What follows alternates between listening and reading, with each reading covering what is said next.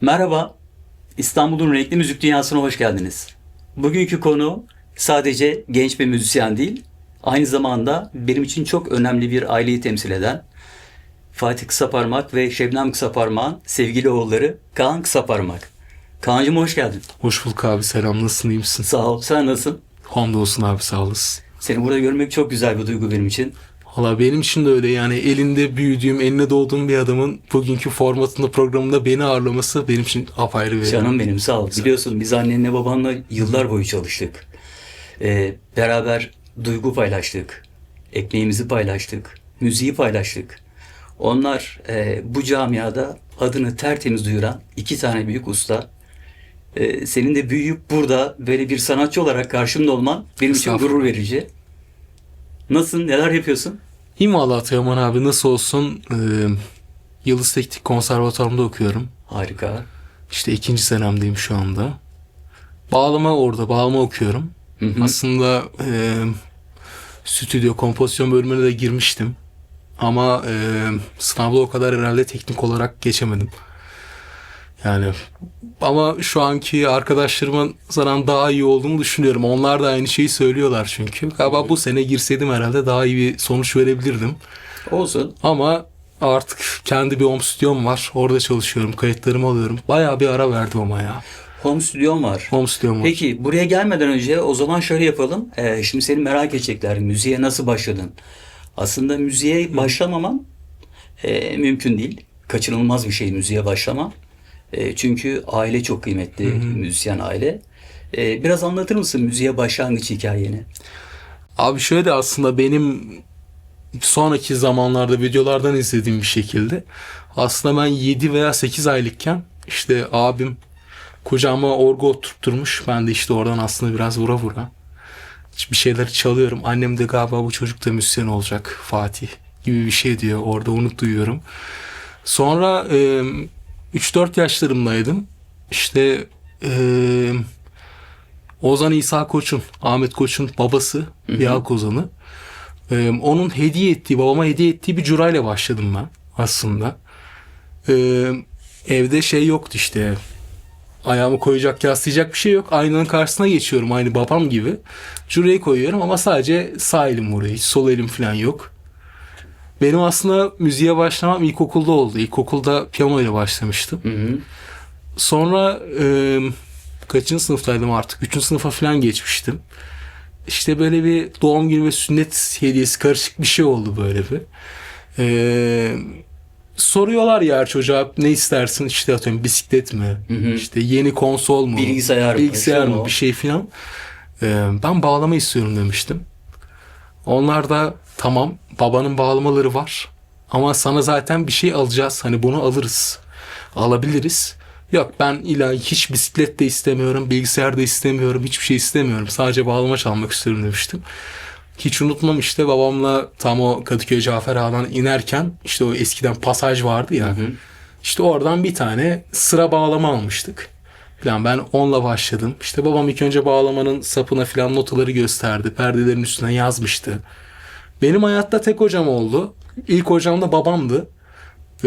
Konservatuvarda bir güzel sanatlarda bağlama hocalarım oldu. Hala da var tabii ama ben hala ilk hocamın ve son hocamın babam olduğuna inanıyorum. Lütfen hocalarım kızmasınlar. Ne Özür kadar diliyorum güzel. ama. Ne güzel. Sen bunu söyleyince benim de aklıma babanın bir anekdotu geldi. Benim de bildiğim kadarıyla babanın da ilk hocası Hı hı. dedendi. Hı hı. Yani babanın babasıydı. Hı hı. Aynı yoldan devam ediyorsunuz. Çok gurur verici bu. Peki baban ve annen e, birer büyük usta isim sanatçılar. Hı hı. Bunların senin anne baban olmaları kariyerine bir artısı veya dezavantajları oluyor mu? Ee, Sık sık dezavantajları da çok karşılaştım. Nasıl bir dezavantajı o? Ya şöyle, galiba ünlü çocuğu olmanın, galiba çocuk da onun peşinden gelince, ilk önce kimi tanıyorlarsa, ilk önce kimi dinliyorlarsa, ya tamam çocuk da geliyor bunun peşinden ama ilk neyse onu dinliyor insanlar. Mesela ben şu anda Güzel Sanatlar Lisesi'ni bitirdim. Yıldız Teknik'te okuyorum. Hani benim dalım bu, işim bu. Hani bunu profesyonel bir şekilde sürdürüyorum ben. Okulda okuyorum. Ama hep şey imajı var. rahatsız olmuyorum bundan. Gurur duyuyorum. Fatih Saparman oğlu. Gururla taşıdığım bir şey. Tabii. Ona layık olmaya çalışıyorum. Tabii. O soy ismine layık olmaya çalışıyorum. Aileme layık olmaya çalışıyorum.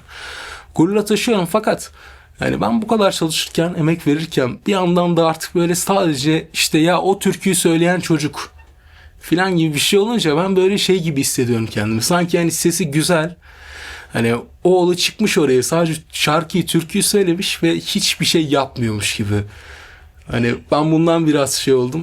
Bu genel değildir ama ya. Belki bir iki yerden öyle bir izlenim aldıysan o sana öyle geliyordur. Bence tam tersi. Çok gurur duyulacak bir iş yapıyorsun. Tabii. Tabii ki annenin babanın önemli bir isim olması sana bir avantaj sağlayacak. Tabii. Ama burada bundan sonra senin kendi yeteneğin devreye giriyor. Bunu da zaten ispatladın kendi yeteneğinle. Hem okumanla, sesinle ve ben çok yakın tanık olarak biliyorum ki çok kaliteli bir müzisyensin. Çok sağ ol. Teşekkür ederim. Neler çalıyorsun? Hangi enstrümanları çalıyorsun? Ana sazın bağlama. İlla ki. İşte kendime göre senle aranjörlük, prodüktörlük yaptığım için yer yer işte bir de çocukluğumdan piyano çaldığım için işte tuşlu aletleri çalıyorum. Biraz synth çalıyorum. Abim bas gitarist olduğu için çocukluğumda da çok İsmail Soyberk dinledim. Hastasıydım yani, Allah rahmet eylesin. Hani beni basa iten adam. Evet. Gerçekten. Abim çalıyordu ama ben İsmail Soyberk'ten çok etkilenmiştim. Bas gitarın babasıydı. Dedesi Babasıydı gibi gerçekten için. yani. İsmail abiden çok etkilendiğim için bas gitar çalıyorum. Hala o bile artık 12 sene olmuş yani düşünce. Bu arada abinden bahsettik iki kez. Ozan, o da benim çok sevdiğim bir kardeşim. Abisi Ozan Kısaparmak, o da çok kıymetli bir müzisyen. Bas gitar çalıyor. Peki bas gitarın 5 telli mi? 6 telli, 4? Ben 6 sıra hiç kullanmadım, çalmadım. Ben klasik standardı 4 olduğu için hani böyle kabul gördüğünü düşünüyorum ve 4 çalmayı seviyorum. Old school tarzı. Evet. Bazen fret çalarken kendi basım 5 telli. Onu da seviyorum. Orada da işte oktava yaslanmayı seviyorum artık. En üst teli tınlatmayı falan seviyorum yani. Fret de yakışıyor falan. Fretless çalıyor musun? Çalıyorum. Perdesiz. Çok Aynı güzel. zamanda perdesiz gitar da çalıyorum.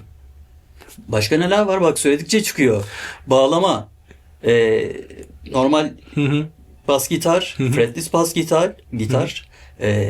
Elektro gitar çalıyorsun galiba. Elektro gitar yani sadece solo çalabiliyorum. Hani armonik hattı çalamıyorum. O kadar. Çalıyorsun yani Evet. sonuç olarak. Armonide problem mi var gitar çalmada? Ya çok çalışmadım. Hiç oraya yormadım kendimi.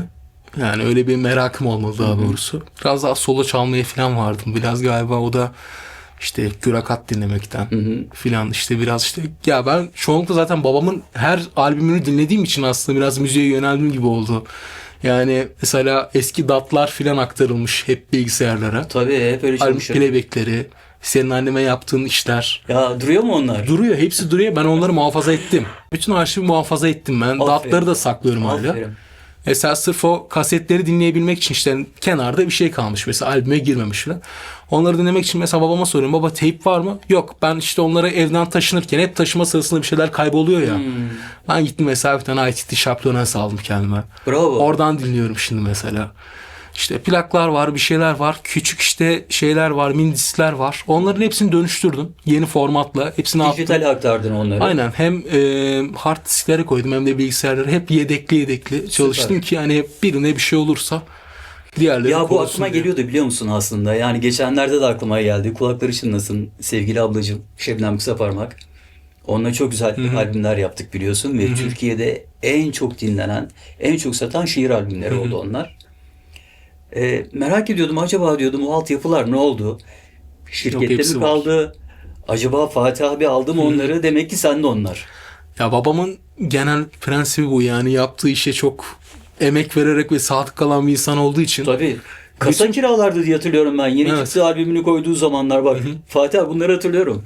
Babamla hala şeyi konuşuruz mesela. Babam hiç arabada CD kaset bırakmazmış. Şimdi ismi Bırakmaz. vermeyeceğim. Hırsızlık olur diye. Bir abimizin kaseti çıkmadan önce, CD'si çıkmadan önce işte oto yıkamaya mı girmiş galiba, öyle bir şeyde CD'yi patlatıyorlar Ya. ve firmadan bir ay önce daha çıkıyor başka bir yerden.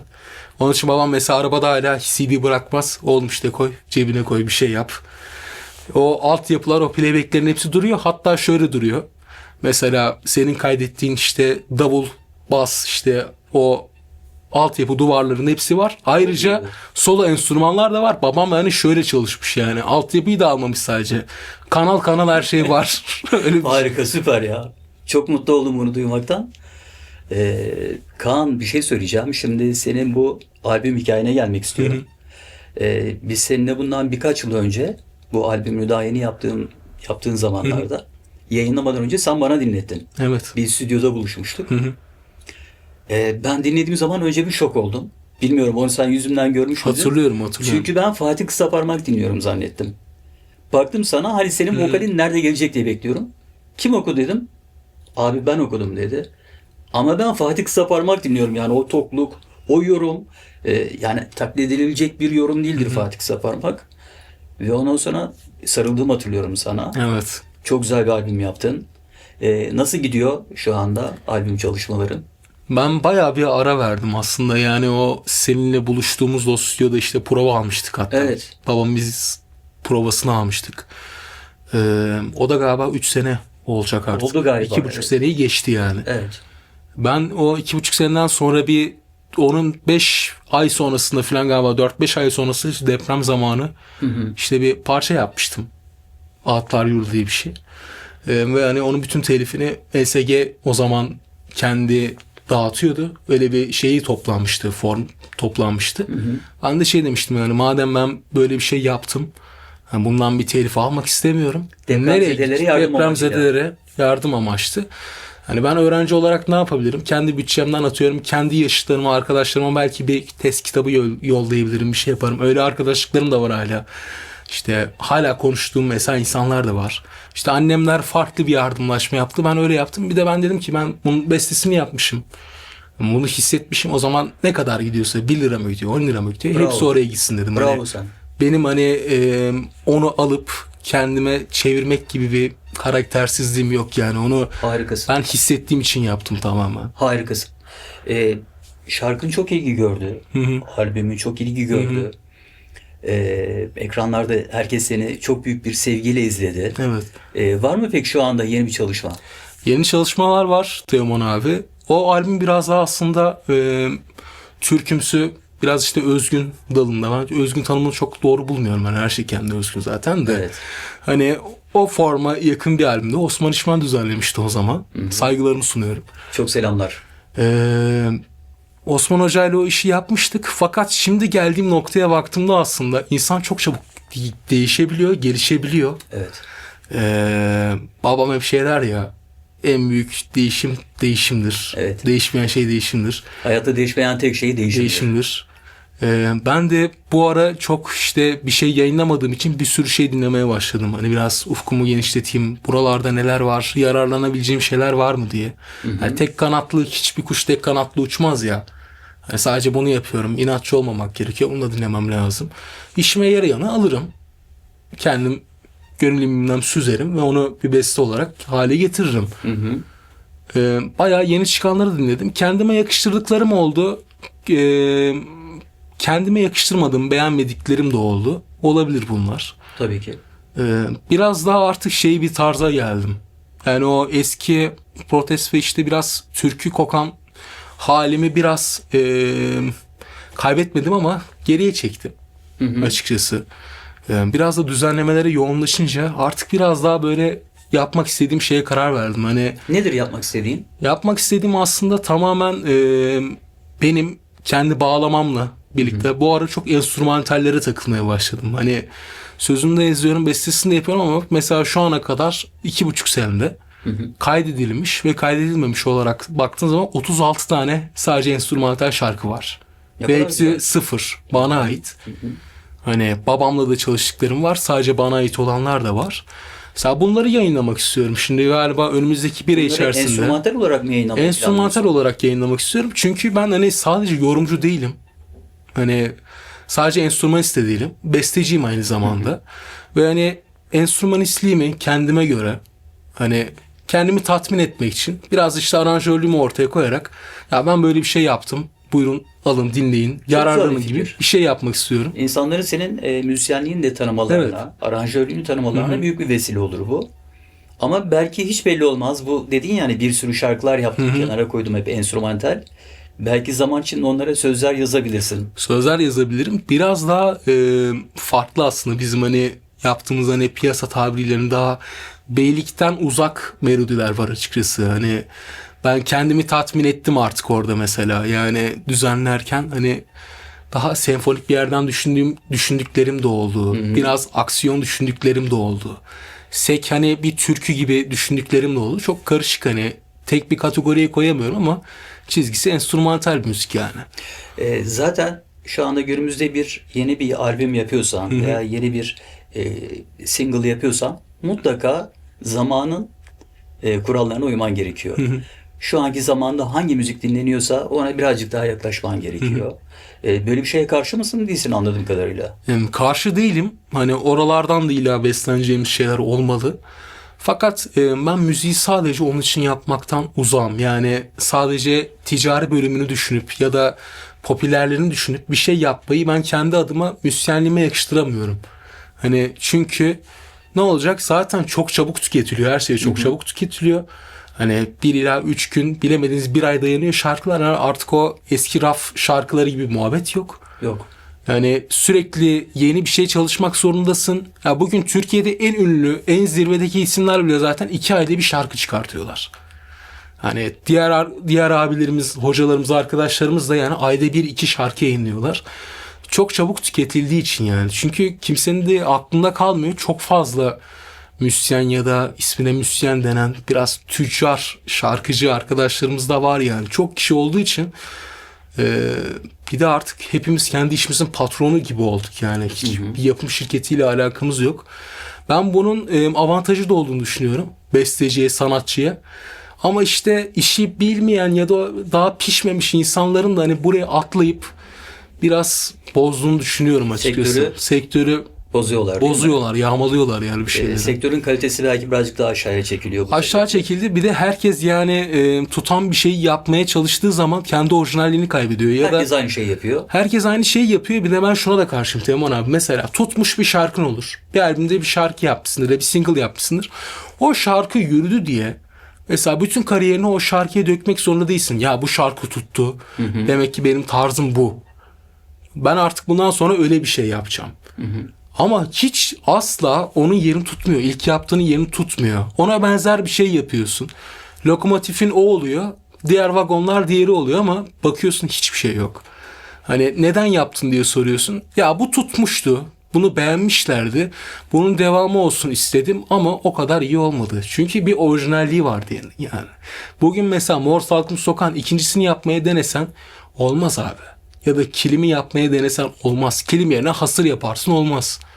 Mor Salkım değil Erguvan yaparsın. Sürgül yaparsın olmaz yine. Onların kendi bir konusu var. Orijinalliği var. Ya da bu adam benim babam mesela. Hep babamdan örnek veriyorum. Biraz öyle oldu ama. Olması gereken de o zaten. Yani şimdi aynısının benzerini yaparsan mesela müzikal olarak da yapsan, sözel olarak da yapsan diğerinin önüne geçmiyor. Hani hep bir Mor Salkım Sokak'la hatırlanıyorsun. Babamla hatırlanıyorsun. Kilimle hatırlanıyorsun. Duygu hissin ona benzer olabilir. Hani orada takılı olabilirsin ama sürekli de aynı ritim kalıbı, aynı beste kalıbı yaparsan bir yerde artık döngüye giriyor ve orada aslında her şey bitmiş oluyor. İpler kopuyor orada diyorsun. İpler kopuyor. Onun için ben hani araştırmacıyım. Hala ben kendime aranjörüm, müzisyenim diyemiyorum. Demeyeceğim. Hani bunu şimdi gömecekler de olacak. Ben çok farkındayım. Hani çocuk zaten ya ne olacak filan diyenleri de çok rastlıyorum da. Hani gerçekten mesela senle de saydık az önce bas gitar var, bağlama var, piyano var. Onun dışında ut var, buzuki var. Mesela ama ben bunları hala Müzik de çalıyorsun. Buzuki de çalıyorum. Harika, ne güzel. Ya buraya döksek abi ben hani şu an bayağı bir Dökelim hadi. ya mesela ana sazım dediğim gibi ilk önce bağlama. Evet. Ana sazım bağlama. Tamam. 2 bas gitar, 3 tuşlu çalgılar. Tuşlu çalgılar derken akordeon falan da var mı? Akordeon da var. Onun için zaten onu saydım aslında. Biraz çalabiliyorum yani. Peki bağlamanın literatüründen giden başka neler var? Bağlama ailesi komple çalıyorum. Bağlama Mesela ailesi. dombra, Çalıyorum tar. yine. Çalıyorum. Bunlar Tar var. denedim. Çalıyorum diyemem ama dombra çalıyorum mesela. Dutar Var çalıyorum. mı dombra? Dombram yok. bir arkadaşım vardı. Azerbaycan Türklerinden bir arkadaşım. Onun okula getirdiği zamanlarda ben onunla çok çalışmıştım. Kayıtlar da yapmıştım. Ama edinmek istiyorum ki benim şu anda evin hali, hani ben kendim bir yere çıktım. Hani artık aileden bağımsız. Sadece ama stüdyo amaçlı. Hani Yalnız yaşıyorsun. yalnız yaşıyorum. Evden de çıkmamın nedeni aslında gelecek arkadaşlarımın işte gece saati bir şeyi. Hani ailem evde uyuyor. Ya da Rahatsız etmemek evin adına. mahrem denen bir hali vardır ya. Bravo. Yani herkesi sokamazsın oraya. Yani şimdi gelecek mesela kayıt yapacaksın. 2 kulaklıkları takacaksın. Okuma yapacaksın. Zor. Onun için bir yere çıkayım dedim. Kendime göre işte bir düzen yaptım şimdi orada. Ev zaten artık müzik dükkanı gibi. Yani 3 tane bas gitar var. Oo, bir sürü 3 enstrüman tane var. klavyem var. Bayağı işte yani 12-13 tane falan kullandığım bağlamam var. Ki yine babamlarda bıraktıklarım da var. Onları da artık toplar getirirsin. Onları da artık toplar getiririm diye düşünüyorum falan. Şimdi evi çok da doldurmak istemedim baştan. Hani bir alışayım, düzenimi kurayım diye. Ben ilk önce şunu düşünüyorum. İlk önce kendimi tatmin etmeliyim. Müzisyenler ne düşünecek? Ben onlara çok takılan bir insanım. Mesela Teoman abi dinledi bu şarkıyı, ne hissetti acaba? Ne diyecek? Şurayı değiştir diyecek belki, bir şey olacak. Osman amca ne diyecek acaba? Babam ne diyecek? Şu filan. Onun için mesela tam 2 sene filan olmuş. Hiçbir şeye karar veremedim düzgün bir şekilde. Yani bu parça mı çıksa önce, şu mu olsa filan. Biraz araştırma dönemimde olduğum için hangisini benim kimliğim olduğunu çok farkında değilim. Çok oluşturamadım onu. Yani inşallah kısmetse, benim biraz şarkılarım slow olduğu için yazı geçeceğim yani. Genelde slow mu yapıyorsun? Slow yapıyorum. Benim biraz Duygusal duygu mısın? halim de slow. Yani mesela düzenlemelerde çalışabildiğim kadar çalışabiliyorum. O heyecanı hissedebiliyorum ama kendim bir şey üreteyim dediğim zaman onu çok hissedemiyorum. Daha çok slow hissediyorum yani. Peki şu anda böyle yeni yapıp sözlü olan bu bahsettiğin, sevdiğin şarkılara örnek verebileceğin tarzda yaptığın yeni şarkılar var mı? Yeni şarkılar var. Ben biraz söze çok takılan bir insanım. Yani Sözleri de kendin yazıyorsun. sözleri de kendim kısmen yazıyorum. Hani full baştan aşağı kendim yazdığım belki Anneden 10 babadan tane biraz olabilir. destek alma falan oluyor mu? Oluyor, tabii ki de oluyor. Yani mesela ben hatta şöyle yapıyorum. Besteyi dinletiyorum onlara. Anneme diyorum ki sen ne hissediyorsun? Babam sen ne hissediyorsun? Hani ikisi ortaklaşa bir şey yazmıyorlar. Ben bunu hissettim diyor. Annem de diyor ki ben bunu hissettim. Bence konu bu. O da diyor ki tamam, ortada bir yerde buluşalım o zaman gibi bir şey. İşte o oradan bir kelimeyi seçiyor. İşte ben nakaratı yazmış oldum. Sen zeminleri yazmış oldun. Gibi böyle ortaklaşa bir şeyimiz Çok var. merak ettim biliyor musun o şarkıları? Yani hem senin ruhunu aktardığın bir beste, hem Fatih Kısaparmak'ın dokunuş yaptığı, hem Şebnem Kısaparmak'ın dokunuş yaptığı bir eser. Hakikaten merak ettim yani. Eser değil, eserler yani. Ben eser Eserler. demeyi de biraz şey buluyorum ama yani şarkı diyebilirim kendim için. Hani eser. Mütevaziliğin güzel ama eser kelimesi kullanmak yanlış değildir. Çünkü çok büyük bir özveriyle hazırlıyorsun. Tevazun çok güzel, mütevaziliğin çok güzel. Ama eser demekten de kaçınma. Ben karşımda çok güzel bir Kaan Kısaparmak gördüm şimdi. Ayakları yere basan, kibarlığından, tevazundan ödün vermeyen ama ne yaptığını bilen, büyük bir altyapısına rağmen insanlara hala tevazuyla yaklaşan, bu çok güzel bir şey. Böyle devam et ama eser yapıyorsun yani. Bundan da ödün verme. Teşekkür ederim, sağ olasın. Peki, müzikal kariyerinde bunlarla uğraşırken mutlaka hobilerin de var senin.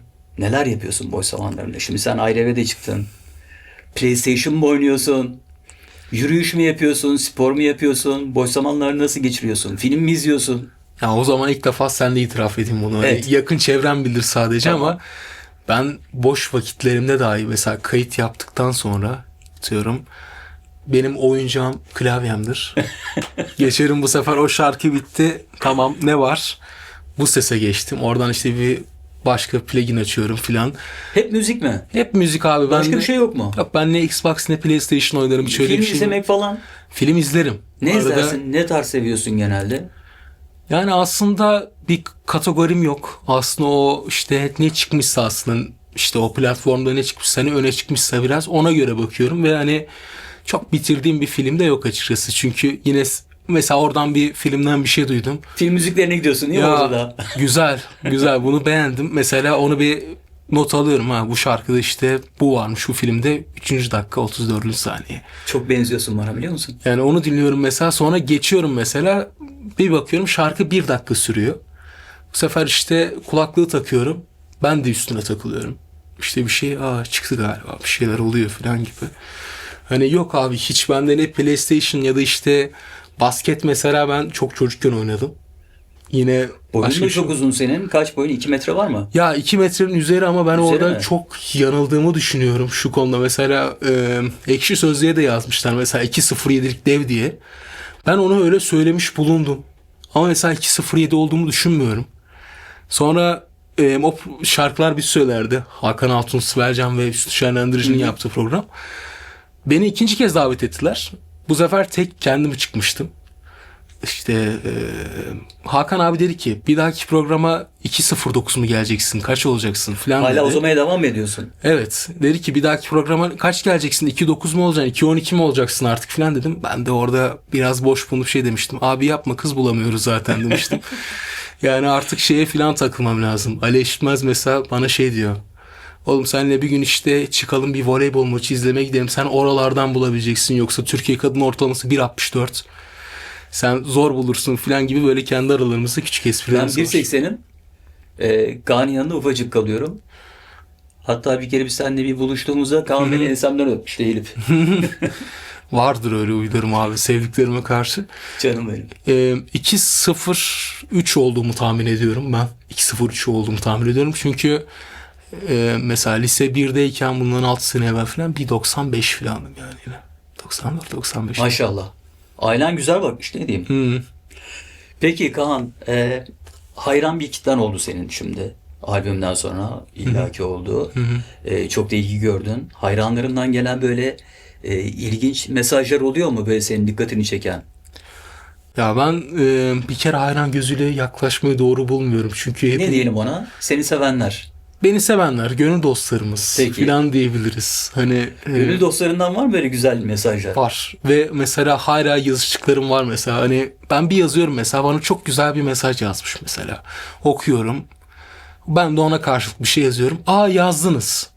Yani neden yazmayacağım ki? Yani sen bana böyle bir güzellikle gelmişsin. Ben de sana tabii ki de teşekkür edeceğim. Demek ki insanlar bir beklentiye girmeden mi yazıyorlar? Yani karşılığı gelmeyeceğini düşünerek Evet, yazıyorlar. yani değil mi? herhalde öyle tahmin ediyorum ben de. Çünkü hani hiç kimse mesela ben de her dönüş yaptığımda şey diyorlar. İnanmıyorlar mesela. Benim kullandığıma inanmıyor hesabı. Ben sürekli şeyle karşılaşıyorum 15. dakikada.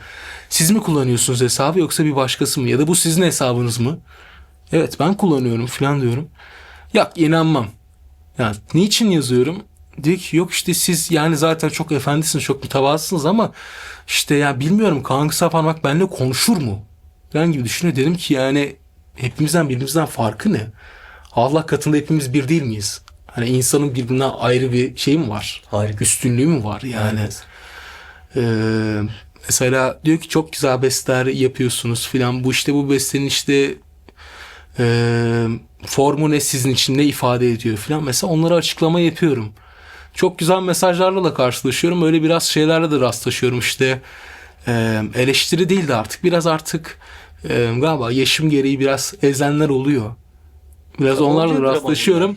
Onlara da hiç şey yapmıyorum hiç. Yani kötü karşılamıyorum. Bayağı da tamam böyle düşünmüş. Çok hoşuna giden, böyle olabilir. seni çok etkileyen bir mesaj hatırlıyor musun? Çok değerli, kıymetli bulduğum bir mesaj. Çok değerli bulduğum bir mesaj hatırlıyor muyum? Ya çok aldım ama yani mesela beni şey etkilemişti bayağı. Onu hatırladım şimdi. Malatya'daymış o kardeşimiz. Beni dinliyormuş. İşte güzel sanatlara girecekmiş. Beni dinlerken. İşte diyor ki Kaan abi işte ben şimdi sınava girdim. İşte sen diyor ki sen demişsin ki bir röportajında ben işte birçok türküyü çaldım sınavlarımda şu falan ama işte şiire gazeleyi çok severim demişsin. Bir 6-8-1 Evet. Azeri formunda bir şey. Bunu çalmışsın abi. Ben de seni dinleyerek çaldım. Sınava girdim. Ve şey dedi, abi dedi, ikinci sınavıma gireceğim. Senin sayende birinci aşamaya geçtim. Dinledim. İkinci aşamasında abi senden rica etsem bana bir PDF atarsan notasını yazma imkanın var mı dedi. Ne kadar güzel bir şey bu. Dedi ki ben dedi hani senin notanı sunmak istiyorum dedi.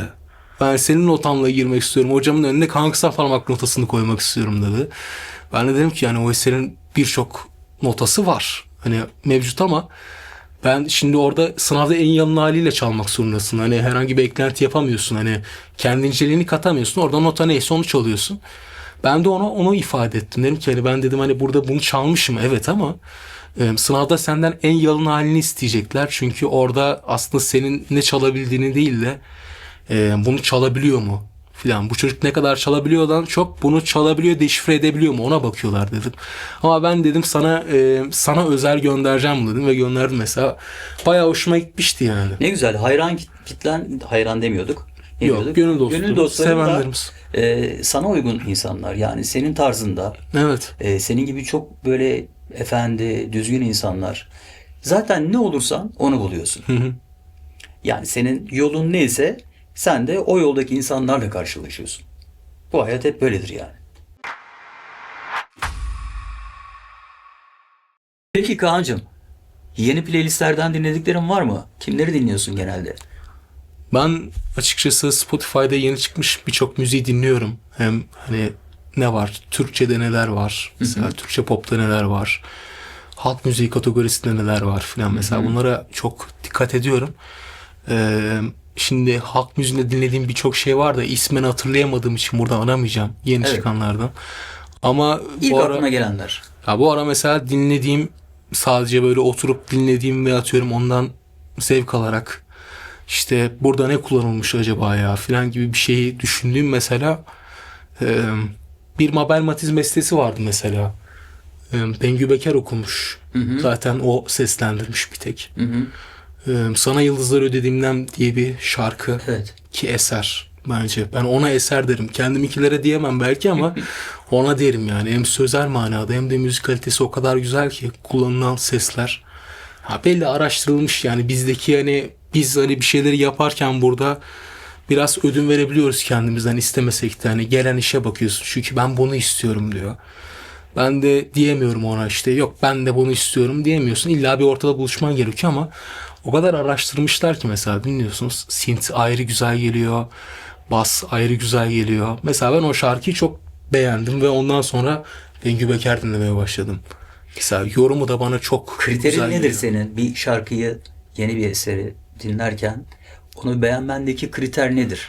Ben ilk önce söze bakıyorum aslında. Yani bence bir aranjör de mesela bir besteyi düzenlerken söze bakması gerekiyor. Yani müzik yanına atıyorum besteciden almış fakat ama bu şarkının konusu ne? Ne işleyecek orada mesela? Söze göre bakacak hani burada şarkı yumuşuyor. Burada bu şarkının altına mesela ben buraya bir pilot çaldırayım ya da bir şey çaldıralım bakalım. Mesela ben ilk önce söze bakıyorum. Sözü güzelse müziği de güzeldir diye düşünüyorum. Ve bakıyorum evet etle tırnak oluyor. Ama mesela Öyle bir kural var mıdır? Sözü güzelse müziği de güzel oluyor mu? ben açıkçası kendi dinlediklerimi diyorum. Hani çok fazla açılmıyorum. Hani fazla araştırmıyorum acaba ne çıkmış sadece diye dinlemiyorum ama önüme düşen şeyleri dinlediğim zaman söz güzelse ne yapalım müziği de güzel gibi geliyor ama bir bakıyorum mesela şarkı beste o kadar güzel ama sözler de hani bir o kadar halk işi yazılmış. Sen şimdi yeni bir eve taşındığından bahsettin. Yeni bir stüdyo kurduğundan bahsettin. Eminim ki geleceğe yönelik planların, programların var. Bunlardan birazcık bahseder misin bize? Şimdi daha henüz bir buçuk ay oldu o stüdyo yapma evine geçtiğim. Aile evimde de yaşarken bir home stüdyom vardı aslında ama ya ev mahremdir. Yani annem babam orada onların evi sonuçta herkes girip çıkamaz. Kimler gelebilir? Teoman Alp Sakarya gelebilir. Onlar olabilir. Onun dışında hani böyle mesela illaki mesela birisi şarkısını getirecek, dinletecek, çalacak, dinletecek mesela. Tanımıyorum ben de çok fazla. Aile evime sokamam o insanı. Çok tanımadığım birini. Ki kendi evime de sokamam. Hani dışarıda belki başka bir stüdyoda çalışırım o işi. Ben aslında tamamen arkadaşlarımla özgürce müzik yapabilmek için hani böyle bir ortam Aslında sen bir yapayım ofis açtın kendine değil mi? gibi. Yani gerektiği zaman geç saatlere kadar çalışın diyelim. Orada uyuyabileceğin bir ofis, bir home stüdyo gibi bir yer yaptın Tabii. kendine. Yani bütün şeyim oydu. Yani şu anki aile evinden oturduğum yerden daha profesyonel. Beni daha iyi tatmin edebileceğini düşündüm. Daha iyi besteler çıkartabileceğim bir ortam. Harika. Kendi ortamım. İşte ve arkadaşlarım gelecek. Mesela Bahadır Kartal gelecek. Mesela benim çok sevdiğim gitarcı arkadaşım, gitarist. Mesela o gelecek. Kim gelecek? Ozan Kısaparmak gelecek. Bas gitarını çalacak mesela. Teoman Alp Sakarya gelecek. İşte İzmir'den geldiği zaman Hakkı Balamir gelecek. Hani bunlar oturacağız birlikte. Klavye, bas, bağlama kaydedeceğiz. Peki o zaman stüdyona gelelim birazcık. Şimdi sistem olarak neler kuruyorsun, neler kurdun veya neler var? Bilgisayar ne kullanıyorsun? Ses kartı ne kullanıyorsun? DAW yazılım olarak neyi tercih ediyorsun? Birazcık onlardan bahsedelim mi? Tabii olur abi. Ben şimdi bendeki güncel sistemi anlatacağım. Çünkü çoğu şeyi değiştirmeyi düşünüyorum. Tamam. Şu anki kullandığın ne? Şu an mesela ses kartım Duet. Duet kullanıyorum. Apollo. Apollo Duet kullanıyorum. Ayrıca bir tane Motu var. Mesela onu çok kullanmıyorum. Biraz Duet'e alıştıktan sonra Duet'in o biraz makyajlı preamfisi falan, sesi falan çok çıtır hoşuma gidiyor. Daha sıcak geliyor değil Daha mi? sıcak tabii ki de yani. Warm diyorlar ona. Aynen daha renkli. Falan o mesela Duet'i kullanıyorum. Şimdi belki başka bir şey daha alabilirim. Şimdiki sistemde KRK'lar var ama ben biraz daha hi-fi bir sesi sevdiğim için galiba belki genelek alabilirim falan gibi bir şeydeyim. DAW olarak da ben bayağı ilk günden beri Logic'le çalışıyorum. Yani Logic'in ben Cubase'de de çalıştım. Nuyando'ya da baktım. İşte Studio One'a da baktım. Kısmen bakabildim. Çok iyi bakmıyorum hala da. Ben alıştığım şey Logic. Ve hani düzenlemelerimi en iyi Logic'te çıkartabildiğimi düşünüyorum. Yani en iyi bence bütün pluginleri Logic işliyor. Yani asıl kimlikli plugin de Cray'i de bence Logic iyi işliyor. Mixleri de genellikle Logic'te yapıyorum. Bazen de Pro Tools'a geçiyorum. İşte Pro Tools ve Logic arasındayım Mix Master'da. Studio One için şey diyorlar şimdi çok pratik diyorlar. Atıyorum işte mix'i orada yapabilirsin masteringleri ya da işte ben çoğu senin programını da izledim. Bayağı bir bölümünü izledim mesela. Herkes şey demiş ben Logic'te çalışıyorum düzenlemelerimi. İşte mix'te Studio One veya diğerlerini kullanıyorum. Evet, Öyle bir anlayış da var galiba. Var. Ama ben en iyi galiba alıştığım şey Logic olduğu için Logic'ten devam ediyorum. Bazen işte gelen işler oluyor yurt dışından projeler. Mecbur işte mesela Cubase'de kullanıyorum. Aslında olay nedir biliyor musun? Hani derler ya en yakın yol bildiğin yoldur. Sen şimdi eğer ki Logic'e alıştıysan Logic senin için en doğrudur. En basit olanıdır. Her ne kadar Studio One bazı kısa yollar getirdiyse bile, daha kolaylıklar getirdiyse bile Herhalde editle alakalı bir şey diye düşünüyorum. genelde biraz. evet editle, mixle ama bu seni daha çok zorlayacaktır. Çünkü sen Studio One'a yeniden adapte olman, onu yeniden öğrenmen senin için bir problem olacaktır. Sen hep Logic kullanıyorsun. Hep Logic kullanıyorum ve hani Logic'ten çok memnunum ve Aranjeni yapıyorsun Logic'te.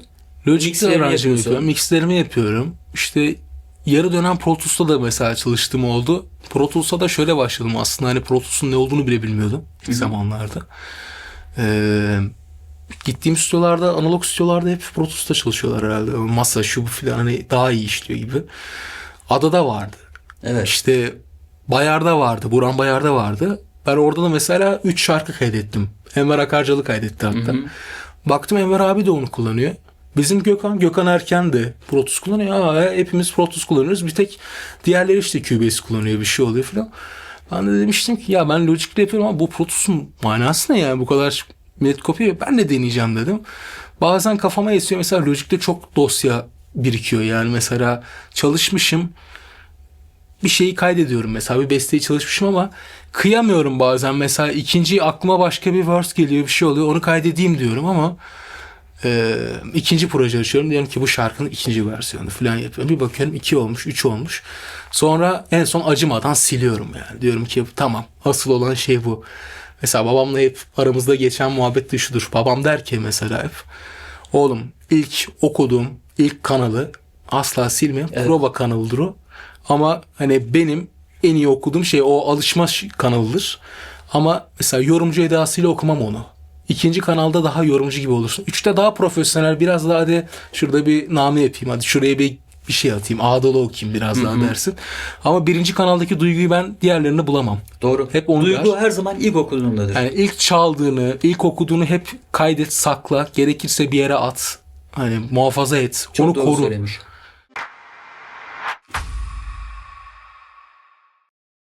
Bir şey geldi aklıma, onu daha anlatayım son kez. Şimdi babam anlatıyor işte eski dönemleri, 90'lı yılları filan. İlk işte kendi Erenköy'deki ofisine işte bir sistem kurmuş. Onu anlatıyor işte, hangi klavye vardı işte sistem dedi. Anlatıyor mesela, dinliyorum, bugün olmayan şeyler ya. İşte bizim zamanımızda Atari vardı. Yok işte şu bu filan, bununla kaydederdi. Evet, Atari 1040'la. Filan bu vardı. İşte Reverb işte şuydu, bunu kullanıyorduk. İşte Cubase yeniydi. Yok işte şu falan anlatıyor işte. Bilgisayar edit şeyleri buydu ama masadan geçiriyorduk. İşte anlatıyor mesela, bir yerden montaj yapmamız, edit yapmamız gerekiyor. Bir bakıyoruz kesiyor, parça yere düştü, parçayı arıyoruz. Tabii. Filan makara band sistemi. Tabii. Parçayı arıyoruz, o yerine yeniden yapışacak mı, iyi editlemek lazım. Ben bakıyorum şimdi mesela mouse'tan yeri seçiyorum, pat diye yapıyorum filan. Babam şey diyor, kılçık var mı? Yok, bir şey yok, dinle istersen. Ha, yok bir şey, evet filan diyor mesela. Onlar aklıma geliyor. Bir de hep mesela şeyi anlatır. Sıtkı'cığım, Allah rahmet eylesin. Benim yine Allah rahmet çok eylesin. dinleyerek aslında feyz aldığım bir engineer, Tom Meister. Böyle hayatımda hep çok beğendiğim insanlarla tanışma fırsatı buldum, Sıtkı'cığım dışında tabii, ama mesela Enver Akarcalı'yı da çok beğenirim. Severim de, çalışmıştım Enver de da var. arkadaşımdır. Ona da selamlar olsun. Selam olsun, gerçekten çok severim. Candar Köker. Yine Çok öyle. severim Canları. Yani çok seviyorum gerçekten. Candar abiyle de yazışıyoruz kendi aramızda. Hep de davet ediyor. Bir türlü gidemedim. İlk sana geldim. Sağ ol. Canları da alacağım. Candar'cığım, eğer izliyorsan haberin olsun. Ayrıca Seni de davet edeceğim. kesinlikle alman gerekiyor Evet. yani. Sıtkı'cığım da babama bir gün gittiğinde işte bir leksikon artık herhalde modül falan bir şey. Oraya girmişler işte, oraya da kaydediyorlarmış. İşte atıyorum İbrahim Tatlıses işte şu bu filan. Babam sormuş ki hani ben yokum burada filan. Abi beni niye kaydetmedin? Senin ismin yok oğlum. Filan. Niye abi filan. Göstermiş, oradan girmiş burada. Ne yazıyor abi burada, ben okuyamam. Radikal romantik. Babamı da öyle kaydetmiş. Yani babam Hadi böyle bakalım. hafif şarkılar yapmayı sevmez İlginç. ya. Radikal romantik olarak. Radikal romantik yani, sert ama romantik. Kararlı ama Çok romantik. güzel bir ses tonu vardır Evet. babanın.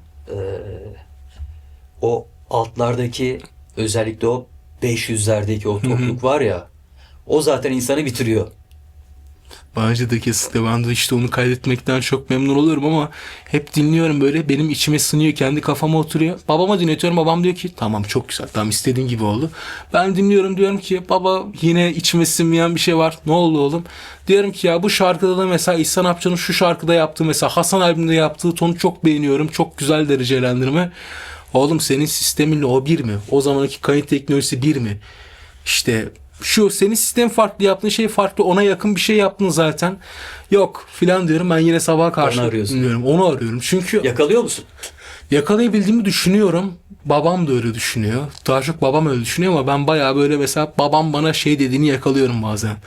Ya yoruldun işte, bayağı yoruldun, istersen bırak işte filan. Diyor ki mesela, baba diyorum gidelim şu stüdyoya lütfen, hani temiz bir okuma alalım. Hani ben paneli aldım şimdi, bir tane panel aldım, okuma paneli. Hı hı. Onun için okuma yapıyor ama diyorum ki baba istersen gel, hani gidelim bir stüdyoda kaydedelim. O kanalları alalım, biz evde yine mixleriz filan. Bana şey der hep, benim sesimi benden daha iyi tanıyan bir kişi daha görmedim, sensin. O kadar kişiyle çalıştım. Onların analizini yapıp bu şarkıda bu ton var, bu şarkıda bu var, bu kişi bunu yapmış, bunları detaylı bir şekilde anlamış, kavramış ve o insanlarla bunları konuşmuş olan birisini daha tanımadım. Onun için ben burada yapacağım. Harika. Yani hep ben kaydediyorum artık. bu saatten Şeyden de hiç sonra. kaçınma. Bir panel flex'e okumaktan hiç kaçınma. Bunda sadece şuna dikkat etmek lazım. Buradan da herkese bir uyarı olarak söyleyeyim. Diyelim ki odanızda bir stüdyo yalıtımı yok ve mikrofon kaydı yapacaksınız. Sadece mikrofonun etrafına kullanacağınız bir panel flex aldınız diyelim. Burada önemli olan ne biliyor musun? Çok içine girme. Evet. Yani akustiği tamamen öldürme. Eğer çok içine girip akustiği öldürürsen, ki bu stüdyolarda da geçerlidir. Tabii. Çok ölü bir sound ortaya çıkartırsan, çok kalın bir akustik yapıp O da dezavantajdır biliyor musun? Yani birazcık o bir akustiğin nefes alması gerekiyor aslında. Tabii. Bunu kullanırken de biraz daha böyle uzaktan okumayla gayet işini görebilirsin. Sonra şeyle uğraşıyorsun, altları tıraşla. Tabii gibi mixle şeyler uğraşırsın. çıkıyor yani. Aynen. Altlar alt çok şey çıkıyor, tok çıkıyor. Ya da işte babam mesela diyor ki kaydediyor. Ben de onu David'le kaydediyorum. Şimdi mesela diyor ki ya bir evvelki şarkıdaki tonumu daha çok beğendim falan. Fatih Saparmak'a kaydetmek zor değil mi? Zor. Çok zor. Bir de hani şöyle bir şey var babamın. Bir okuması diğer okumasını tutmuyor. Yani aslında o beste yapmış ama yorumlarken ikinci besteyi çıkartır gibi okuyor. Yani onu mesela yapamıyorsun. Babamın genel bir şeyi vardır. Mesela 3 kanal okur. Sonra mesela onlardan seçer. Hani bizde şey mantığı yok. Hadi atıyorum şu sözü buradan aldık, bunu buradan aldık yok. Atıyorum zeminlere bakılır. Hani babam için en önemli yer zemin. Zeminlerde sağlamsa tamam. Yani nakaratları sonra bakarız zaten fade out akacak, bir şey yapacak. Kopya yaparız ya da atıyorum kopya bile yapmayız. Birinci kanalda şu varsa bunu hadi kopyalayalım buraya. Sistem de güzelmiş. Sistem de güzel. Evet. Mesela şimdi bakıyorum bir yere ya baba ben böyle yazmadım bu şarkıyı falan diyorum. Ama buradaki yorum güzel değil mi ya ben beğendim falan diyor mesela. Ben de çok beğendim diyorum sonra yazımımı değiştiriyorum. Oraya göre Hani replize uyarlıyorsun. farklı bir yazım yapıyorum. Çünkü adam yani beste yapmış yorumlarken ikinci besteyi yapıyor. Ya Yani nüanslar. işte bunlar çok önemli tecrübeler. Sen çok şanslı bir insansın. Kesinlikle. Böyle bir Çok babanın şanslı evladı ya. olmak, ondan Böyle bir aldığın annenin evladı tecrübeler. olmak. Sana bir şey söyleyeyim mi? Bu arada biz seninle sohbet ediyoruz ya. Hı hı. Bazen bakışlarında böyle Fatih abiyi görüyorum. Bazen Şebnem ablanın mimiklerini görüyorum. Bu çok ilginç bir duygu ya.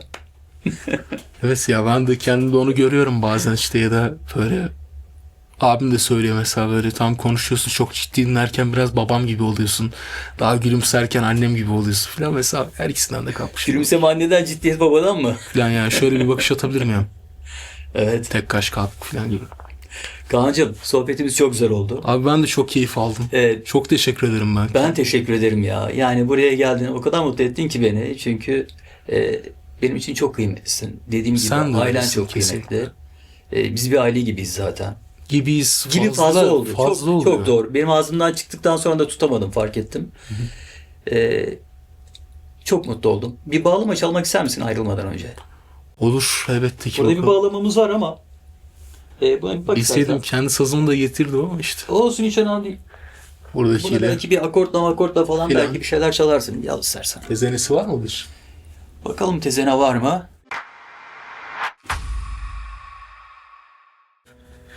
Karam, kaşı karam, kaşı karam, gözü karam, bahtı karam karam, karam.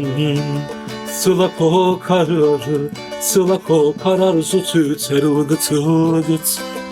Karam, buram, karam, kaşı karam, kaşı karam, gözü karam, bahtı karam karam, karam. Sılak o karar, sılak o karar, su tüter ılgıt ılgıt. Karam, buram bu, karam, buram bu.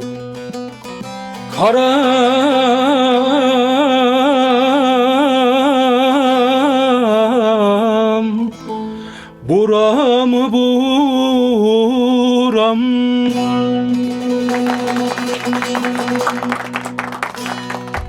Bir sonraki bölümde görüşmek üzere. Hoşça kalın.